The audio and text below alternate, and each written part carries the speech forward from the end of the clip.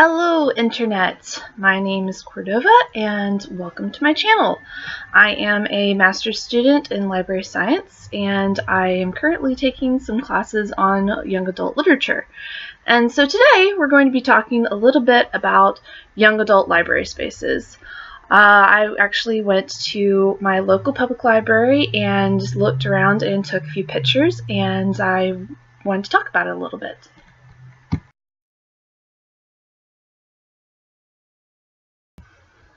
So this is a space I'm actually fairly familiar with. I've been a patron of this library for about 8 years now. That's covering my undergrad and my time since I've been working at the college I currently go to. And I've really always liked the space a lot. I came from a town where the public library didn't have a separate room completely for the YA section, and so I really like the way they have this space set up and everything, and I have some pictures to show you. So while this space isn't exactly large, they still have managed to create a lot of different sections for it. They have everything divided up into different genres, such as the graphic novels, the nonfiction. The manga section is actually large enough that it can stand on its own, which I think is just really impressive.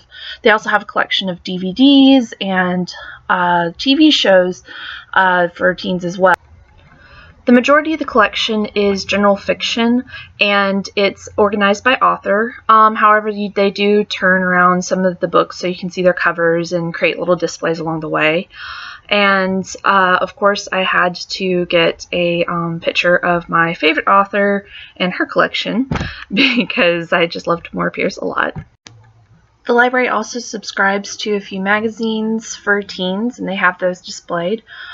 There's actually a separate display for new books. They keep them up to date for the most part, and it's a little hard to see unless you're in the room, but those books are set aside and regularly weeded and updated.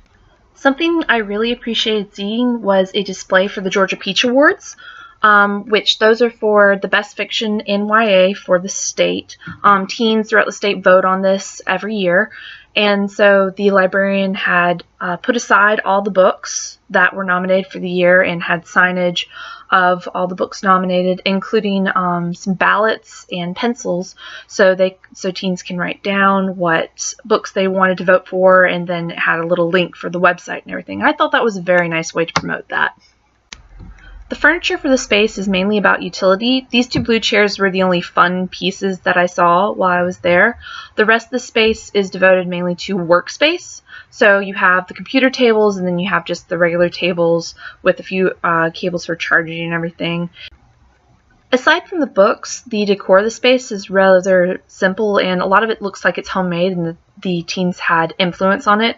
There's a lot of different books written on these cards for the doors, and then you can see the signpost that has the different places where they could go. A lot of it's fandom based, so a lot of the posters that were there were kind of based around different TV shows or movies or just book series. And then of course my favorite piece is this little TARDIS. I think it actually was used for a outside library at one point, but I'm really glad that it got moved into the teen space. So I did try and get some photos of the different signage and book lists that were around. I actually did find a really great book list that was just solely based on LBGT fiction, which I hadn't seen before. This is a fairly small town, so I was really glad to see that that was something that was displayed. And then there was different brochures and everything for the different resources. I actually did get one of them. And this contains some of the pages on social media that the library has specifically for YA, and it also has a list of the activities, which was by far probably one of the coolest things. Mainly, the YA programs focus around after-school activities. These programs start at 3:30 and go until 5:30 every single weekday, and each day has a different theme. So Monday is Maker Monday, and it looks like they get to use a bunch of different materials to work on what they call advanced projects. I'm not sure exactly what that means. I did not get to ask the YA librarian. She was not there the day that I visited, so I didn't get to ask her about what materials or what tech they might use. Tuesdays is what they call Fandom Day, and that can be about anything. They can talk about movies, TV shows, books. They actually incorporate their book club within this, so once a month they have their book club, and then once a month they also have their anime club on this day. There is an event board at the entrance of the space, which basically has some of the movies that are going to be shown for the month and any extra activities and everything. And you can really tell that the teens have had a big influence on creating the space. And I think that's what it is. It's supposed to be a hangout space for the teens and a place to house the collection. There's actually some of the bigger programs, such as the Makerspace Monday and the Fandom Day. Both of those are actually held in different sections because of how small this space actually is. I think that's a wise idea. When you see the overall library, you can tell that it's going to be very difficult to do any expansion at all to it, let alone the YA section. So I think that this room for the YA section was created purely to house the YA collection separately. It wasn't necessarily meant to be a hangout space from the beginning. However, the librarians who were in charge decided to take it to that level.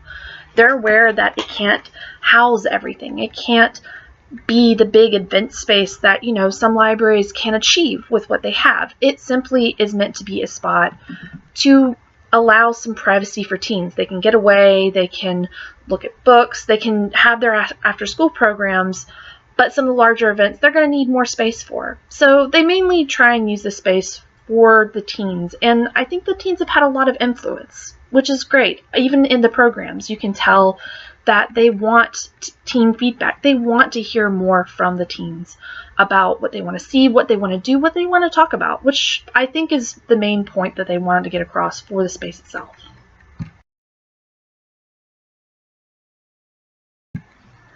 Overall, I do think that this is a very good teen space. It's unique, it's separate from the rest of the collection, and despite how small it is, they really do utilize the area to the best of their ability. And that's what it's supposed to be. It's supposed to be a space for the teens to come together and create their own community, and I think that it does its job very well in that. I would like to thank Mary Vinson Library for letting me come in and record and take pictures. Thank you for watching this video, and I will see you next time. Bye!